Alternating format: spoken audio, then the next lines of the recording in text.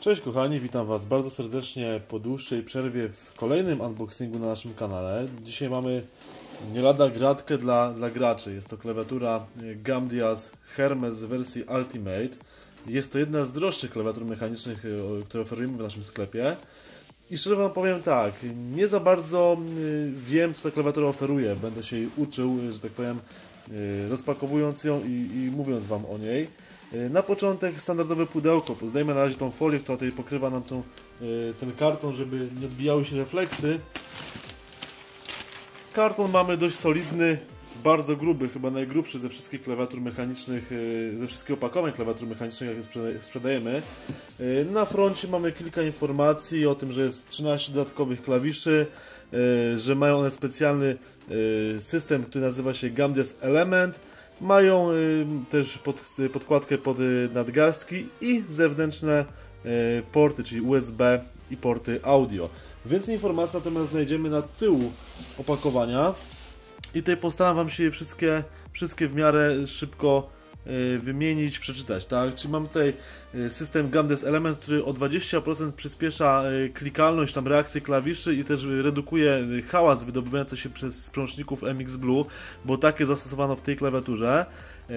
Mamy tutaj oczywiście przełączniki Sherry Mix, tak jak już wspomniałem, 32-bitowy procesor ARM, 512 KB budowanej pamięci, 13 dodatkowych przycisków, pełny anti-ghosting, możliwość nagrywania makro w locie, dodatkowo ergonomiczny design, podstawkę pod nadgarstki, blokadę klawisza Windows i wbudowane klawisze, wbudowane porty USB oraz audio, militarny, że tak powiem wojskowy kabel pleciony, dodatkowo jeszcze ekranowany i że to jest klawiatura odpowiednia dla osób lewo, jak i praworęcznych, nie ma z tym żadnego problemu. W zestawie mamy klawiaturę, podstawkę pod nadgarstek, instrukcję montażu, instalacji, naklejkę, no i kompatybilność z systemami. Tutaj tak samo jest kompatybilność z Windowsem 10. Ta klawiatura po prostu wyszła w momencie, kiedy dziesiątki jeszcze na rynku nie było. Dobra, ja na szybko tą klawiaturę rozpakuję i już przejdę Wam do opowiadania o niej samej. Jak wcześniej wspomniałem, jest dosyć solidne pudełko. Ja postaram się rozpakować tak, żeby go nie uszkodzić, ponieważ taką klawiaturę muszę jeszcze dzisiaj wydać klientowi i właściwie korzystamy z jego uprzejmości, że pozwolił nam sprawdzić tą klawiaturę. Na co dzień po prostu marki Gamdias na stanie nie mamy, ze względu na to, że ona nie jest jakimś top sellerem, nie sprzedaje się rewelacyjnie, to po prostu ściągamy ją na zamówienie pod klienta. Przyznam szczerze, że rozpakowuje się dosyć przyjemnie. Niektóre klawiatury po prostu topornie siedzą w pudełkach i nie da się ich wyciągnąć. Teraz tak, co my tu mamy? Dobra, chyba wyjdzie całość. Tak, udało się. I to by było na tyle. Dobra, to sobie z tego sobie zrezygnuję. Wcześniej wspomniana nalepka i instrukcja instalacji. Ściągam sobie te profile styropianowo-gąbkowe zabezpieczające na czas transportu. Nie będą one mi chwilowo potrzebne, czy nie będą one mi w ogóle potrzebne. Pokaźnych wymiarów podstawka pod nadgarstki. I już staram się rozpakować klawiaturę tak, aby nie uszkodzić ani nie za bardzo nie porysować jej samej. Dobra, klawiatura, podstawka pójdzie na bok, o podstawce powiem później. Dobra, więc na pierwszy rzut oka klawiatura prezentuje się w sposób następujący. Jest naprawdę dosyć ciężka, jest masywna. Jak wcześniej wspomniałem, mamy tutaj w tej klawiaturze przełączniki Sherry MX w wersji Blue, czyli niebieskiej, czyli to jest ta wersja najgłośniejsza, która charakteryzuje się dość słyszalnym kliknięciem.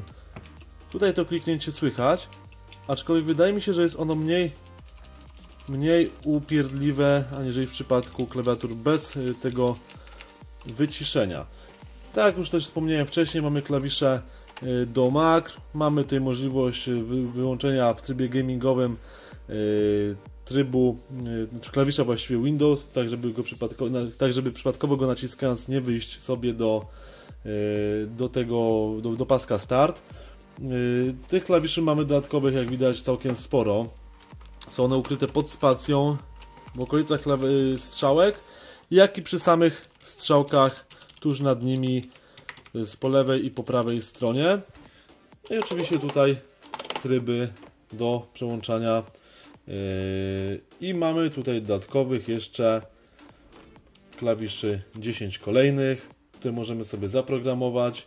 Mamy też klawisze multimedialne ukryte pod kombinacją klawiszy Fn i F2, F3, F5, F6, F7, F8 i kombinacja klawisza Fn z klawiszem F11 blokuje nam klawisz Windows, z tego tutaj widzę. Tutaj już w sumie, jeżeli chodzi o samą klawiaturę, nie ma nic ciekawego. Powiem Wam, że jest pokryta takim fajnym, chropowatym nieco lakierem, czy też farbą. Myślę, że to będzie też zapobiegało jakiemukolwiek ślizganiu się palcy po klawiszach. No, klikają zdecydowanie ciszej, aniżeli te standardowe MX Blue, ale to już o tym mówiłem.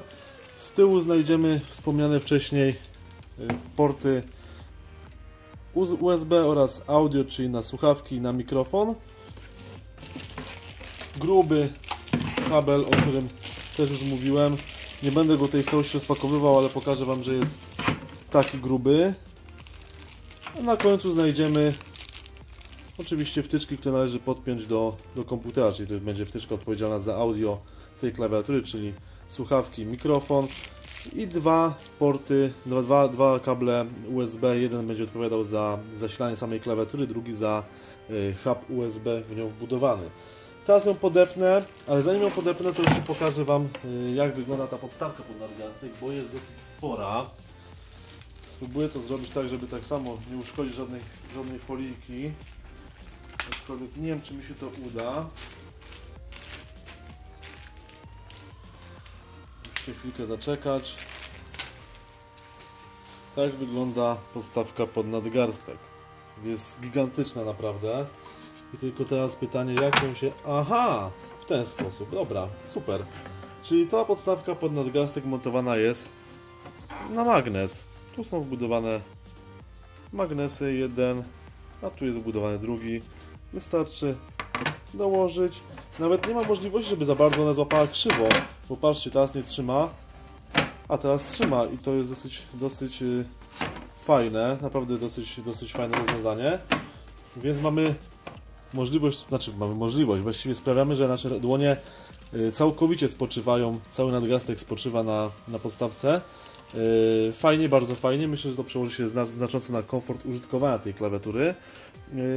Przez co oczywiście również na długotrwałość, czy też naszą predyspozycję do długiego jej użytkowania, tak jakby się nasze dłonie nie męczyły. Oprócz tego oczywiście możemy sobie wyregulować klawiaturę stópkami, które mamy pod spodem, co analogicznie sprawia, że ona stoi nam troszeczkę wyżej. Dla niektórych osób z pewnością będzie to dużo wygodniejsze rozwiązanie. Dobra, ja ją teraz podłączę i pokażemy, jak ona świeci.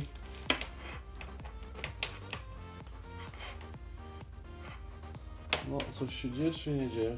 Dajcie chwileczkę.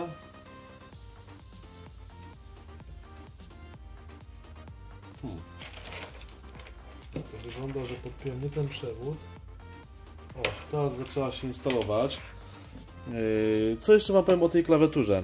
Powiem Wam tak, jest jeszcze wersja klawiatury, jakby tańsza, jest to model Essential, tutaj przypominam, jest to model Ultimate. Różni się tym, że według producenta w wersji, szczerze mówiąc, ciężko znaleźć jakby różnicę, ponieważ niewiele w artykułach o tym jest informacji, w polskich opisach nie ma praktycznie w ogóle. Znacząca różnica z tego, co udało mi się wyczytać, jest to, że mamy tutaj po prostu ten system wygłuszania klawiszy Shure MX, czyli po prostu te jakby krążki pod spodem, które nie dość, że przyspieszają, to jeszcze właśnie wyciszają tą klawiaturę. Oprócz tego mamy znacznie większą podstawkę pod nadgarstek, no co też jest dosyć ciekawym rozwiązaniem. Ale coś jeszcze wyczytałem, że to ma możliwość zasłaniania klawiszy, więc to też pewnie działa w ten sposób. żeby się nie kurzyły. Jak widać, można sobie nieużywaną podstawkę zdjąć i położyć w ten sposób mniej więcej. Tak mi się przynajmniej wydaje, że tak to powinno być. Aby uniknąć kurzenia się klawiatury. Dosyć fajne rozwiązanie, że tak powiem, na patencie. Dobra, klawiatura nam się chyba już zainstalowała. Nie widzę, żeby była podświetlana w tej chwili, ale pewnie zmieni to kombinacja klawiszy FN. Tak, zaczęła być w tej chwili podświetlana. Ja wyłączę oświetlenie, żebyście mogli zobaczyć to dokładniej. O, tak wygląda ta klawiatura w momencie, kiedy jest podświetlona. Świeci się logo Gamdias na żółto, czy też na pomarańczowo, jeżeli, w zależności od tego, jak to postrzega dany kolor. Jak wiadomo, faceci są podobno daltonistami, ale ja myślę, że nie jestem. Dla mnie jest to kolor żółty, dla niektórych to będzie pomarańczowy. No, niech będzie, jest to faktycznie żółty kolor.